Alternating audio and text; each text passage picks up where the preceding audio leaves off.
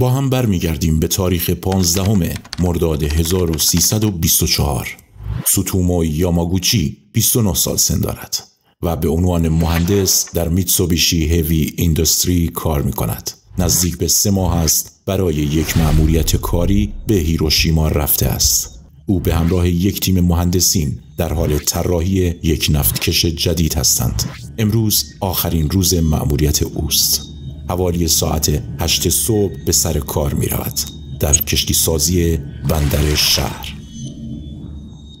او صدای یک هواپیمای جنگنده را می شنود که بر فراز شهر پرواز می کند، اما توجهی نمی کند. ناگهان همه جای شهر را نوری سفید فرا می گیرد. یک انفجار مهیب شهر را می لرزاند و به دنبال آن موج ارتعاشی شوکه کننده و عظیم. یاماگوچی مانند یک عروسک به هوا پرتاب می شود. او هنوز زنده است. وقتی بلند می شود، هیروشیما در اطراف او تبدیل به خاک و خاکستر شده است. در افق پشت ویرانه ها یک قارچ اتمی زرد متمایل به قرمز نمایان می شود. هیچ کس نمی داند در اینجا چه اتفاقی افتاده است. صبح روز بعد یاماگوچی با تاولهای ترکیده و سوختگی‌های شدید از میان بقایای شهر سوخته کشان می گذرد. ساختمان‌های سوخته، پل‌های فرو ریخته، اجساد انباشته شده در کنار جاده و بازماندگانی که بایستی از رودخانه بگذرند. یک کابوس مطلق. اما او باید هرچه سریعتر خود را به ایستگاه قطار برساند. همسر و پسرش در خانه منتظر او هستند، در زادگاهش ناکازاکی.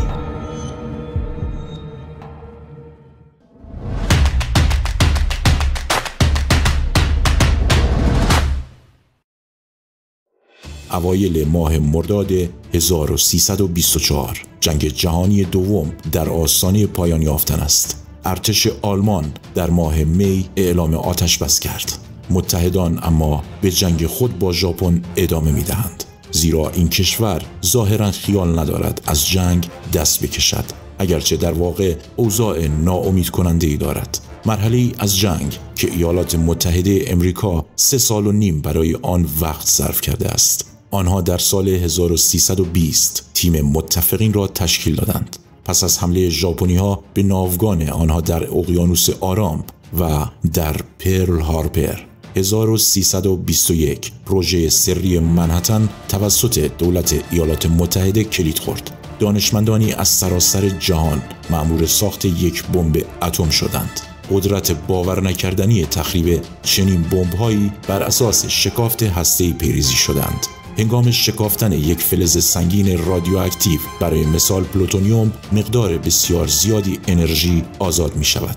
برای تصور بهتر می توان این گونه تفهیم کرد که این شکافتن و تقسیم بندی باعث ایجاد یک واکنش زنجیره‌ای خارج از کنترل از شکافت‌های بعدی می شود که به نوبه خود مقادیر بسیار بالایی از انرژی را آزاد می کنند. 25 تیر ماه 1324 روز دستیابی به این موفقیت فرا رسید. بمب اتمی ترینیتی با موفقیت در نیومکزیکو آزمایش شد. دارای قدرت انفجاری معادل 21,000 تن TNT است. برای دولت امریکا باید کاملا واضح بوده باشد که چه هیولایی آفریده است. در 15 مرداد 1324 اولین بمب خود را منفجر می کند. بمبی که تا آن روز هرگز علیه بشریت به کار برده نشده. بر سر هیروشیما. نام لیدل بوی پسر کوچولو را به خود گرفت و دارای قدرت انفجاری معادل 13,000 تن TNT است. حداقل 90,000 انسان بیخبر را کشت. تعداد دقیق قربانیان تا به امروز مشخص نیست، زیرا تعداد بیشمار دیگری در ماه‌ها و سال‌های آینده تحت تأثیر تشعشعات رادیواکتیو خواهند مرد. یاماگوچی شاهد عینی این واقعه تلخ تاریخی است. وی تنها چند کیلومتر با محل اصابت بمب فاصله داشت. او که بسیار زخمی و سردرگم بود به سمت ناکازاکی به راه افتاد. در همین احوال جهان با پیام رادیویی رئیس جمهور وقت ایالات متحده هری اس ترومن از این حمله خبردار می شود. The Japanese began the war from the air at Pearl Harbor. They have been repaid many-fold, and the end is not yet. With this bomb, we have now added a new and revolutionary increase in destruction. اما هنوز پس از نابودی هیروشیما ژاپن اعلام آتش بس نکرد. دولت امریکا تصمیم میگیرد دوباره حمله کند. 18 مرداد 1324 است. یاماگوچی با وجود آسیب دیدگی‌های جدی تصمیم میگیرد به سر کار برود. فقط یک شب قبل بود که شبانه با یک قطار پر از مصدومین وارد ناکازاکی شده بود. او در حال تعریف کردن وقایع هیروشیما برای رئیس خود بود، اما او یک کلمه از حرفایش را باور نمی کند. تنها یک بمب نمی تواند شهری را اینگونه از بین ببرد. ناگهان باز هم همان نور سفید و وحشتناک، انفجار، موج ارتعاش، پنجره ها در هم می شکند. یاماگوچی مانند تکه گوشت به طرفی پرت می شود. قارچ عظیم ابری شکلی از میان ویرانه های ناکازاکی ظاهر می شود. انگار باز هم معجزه یاماگوچی را زنده نگه داشت. همسرش و پسرش هم زنده می مانند. بمب اتمی دوم مرد چاق نام دارد و دارای قدرت انفجاری معادل 20,000 تن TNT است. در اساس قرار است شهر بندری کوکورا را هدف قرار دهد، اما به دلیل شرایط نامساعد جوی مسیر خود را کوتاه‌تر می کند و در ناکازاکی فرود می آید. چند روز بعد هیروهیتو امپراتور ژاپن پیامی در رادیو پخش می کند. او به مردم خود می گوید که جنگ علیه متفقین به پایان رسیده است.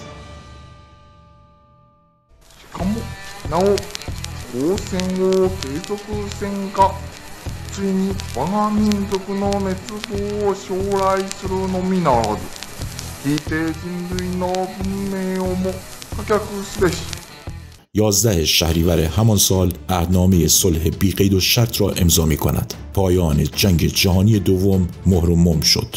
برای یاماگوچی بمب اتمی ناکازاکی دومین حمله هسته‌ای در مدت تنها 3 روز بود و در هر دو انفجار او در معرض مقادیر زیادی تشعشعات رادیواکتیو قرار گرفته بود. هفته‌ها و ماه‌های سخت و تلخی پیش رو خواهد داشت. او دچار ریزش مو شد و از عواقب سوختگی شدید رنج میبرد. میبایستی روزهای زیادی را پشت سر میگذراند. حتی در سنین پیری هم بازماندگان هنوز در معرض خطرات قابل توجهی مثل ابتلا به سرطان و بیماری‌های قلبی عروقی قرار میگیرند. اما یاماگوچی شانس آورد و بهبود می‌یابد.